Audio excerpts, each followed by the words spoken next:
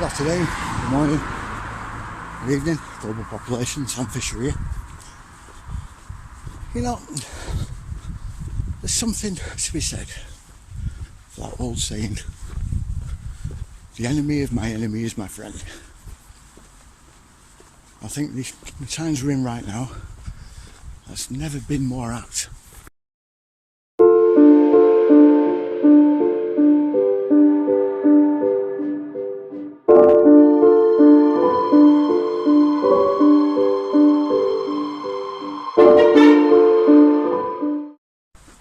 So what am I talking about? Well, I am of course talking about Elon Musk. Bet some of you are thinking he's going to be on about Kanye. Oh no, not another one gone about Kanye and Hitler loving and everything else. Well, Hitler loving rappers aside, no, it's not what I'm going to be talking about. It's definitely Elon. You see, you're in a very strange situation with old Elon. You really are. On the one hand, he's very much part of the establishment. Pardon me. Supposedly the richest man in the world. No, he's not the richest man in the world. Not by a long shot. But we'll get to that another time. But it's all of a sudden become an advocate for free speech. What with buying Twitter and all. Now, all that's fine, but it's a bit, why is he doing this? You see, pretty much back when all this pandemic stuff started, I said near enough the beginning of it that just you watch. Once Gates starts to fail with his approach,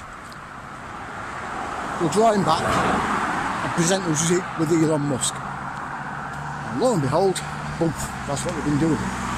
Painting him up as a man of the people. An oligarch we can trust. Yeah, alright. We'll play along, shall we? See, like I said, he is very much part of the establishment, but he is doing and saying all the right things. He's taking over Twitter. He's got rid of all the guff and the gubbins that are in there, namely most of the HR department and everything that came with them. It looks like he's got it back on track, kind of. It's actually getting a boost in users, which is significant for them, to be honest. But then, there's always that little thing at the back of your mind. It was niggling. That was whether they let Trump on, whether they let Alex Jones on, blah blah blah blah blah. He turned around and, after arguing with the public for a bit, he came out with Vox Populi, Vox Deus, which is voice of the people is the voice of God. I'm putting an amnesty into place where everyone that had been banned previously was now reinstated. Interesting. Then he had a little spat with Apple because Apple were turning around and saying, well, you see, we're not real sure of you anymore, and we're going to take you off the App Store. And then he goes to see Tim Cook, and next thing you know, he's tweeting out a video of him videoing, obviously, with two shadows on the floor. One that's more than likely Tim Cook, because it had glasses, the shadow, and the other one was probably him. And he said, had a nice conversation and looked round the Apple headquarters. Supposedly, the negotiations went pretty well. Which makes you think, well, why?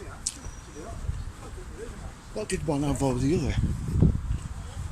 And this is where you can speculate like mad. was watching the Lotus Eaters yesterday, and they were saying that it's very likely because Musk was threatening to make his own smartphone. Now, to be honest, an alternative from either Apple or Android would be a welcome addition, really. It just depends on how it's run.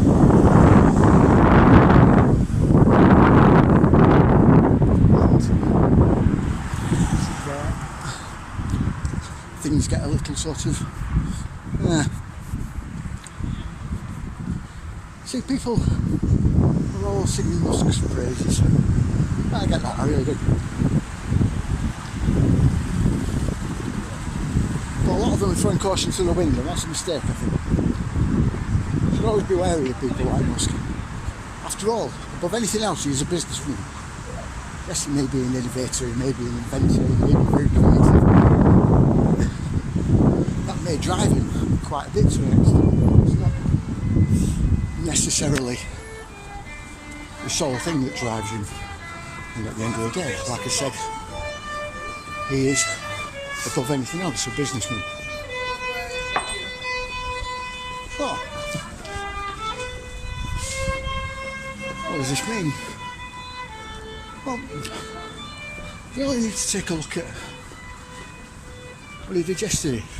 This is blinding. Because, again, this is something unexpected. And that was he released the records of the meetings between Twitter and the FBI and the Democrats, or rather the US government. Because it wasn't just the Democrats, you see, that were asking him to do them little favours. It was the other government as well. See, there's something about Elon Musk that makes some of us somewhat, shall we say, a little nervous. And with good reason. And that's his Neurolink invention. The computer chip that goes in your brain. You see, people are under the impression that AI is a wonder technology, and in some ways it is. Because when you get to the sentient form of AI, or as they call it, AGI, artificial general intelligence, where things get a little murky, shall we say. Not least because of the technology that's needed to actually power the damn thing. That's quantum computers, and when you get to quantum computing, then things really get weird. Because they're, in effect, punching holes in reality to another reality to do the computations. That's a roundabout, simplified, generalised sort of explanation of them. But that's essentially what they do.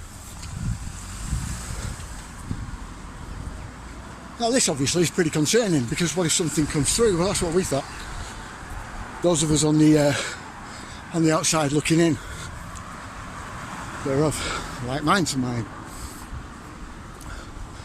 And all of a sudden, Neuralink, AI, and in particular Elon Musk, suddenly takes on a different air. Has a totally different feel to him, and this is why people are concerned. You see, these chips are writable, upgradable, and rewritable, which means they'll be able to basically download or delete whatever they like out your memory. Because what that chip will do is take over your memory capacity. And once you do that, once you're a cyborg, you've essentially lost.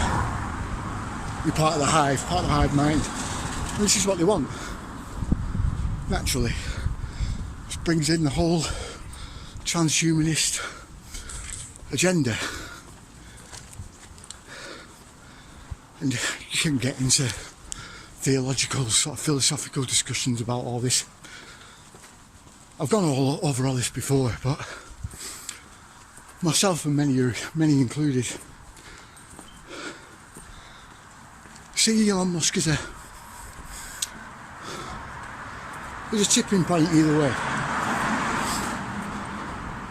On the one hand, he could be the Antichrist.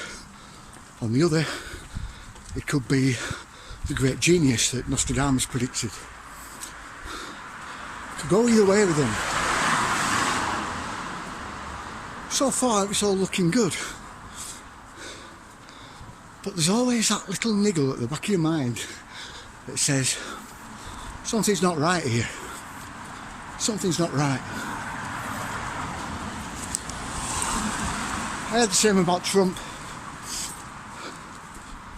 I saw all the good, but still have that at the back of my mind, there's something not right here. There's something not right here. And since then, found out quite a lot about his connections, about the connections of the Kushner family. They're a fun bunch. If you're someone who's quite enamoured by Donald Trump, look into the Kushners. Seriously, they give the Sopranos a bad name in Israel, they really do. That's his son-in-law. Anyway. So yeah, at the moment, Musk seems to be pushing all the right buttons. And that's deeply concerning. At the same time, it's quite heartening. But the concern's creeping in more and more. Call me a cynic, call me a pessimist. And I always say that my bullshit alarm is broken and permanently on. It has been for years. My red flagger-meter, it's constantly got a red flag up. It's when the neon sign switches on above it with a big red arrow in the shape of a big red arrow with another massive neon sign above that. Red flashing neon sign saying, look, fucking red flag here. That's when we've really got to worry. So far, the arrow's just twitchy. Anyway, I've rabbited enough. Like, share, subscribe, you know the drill. See you later.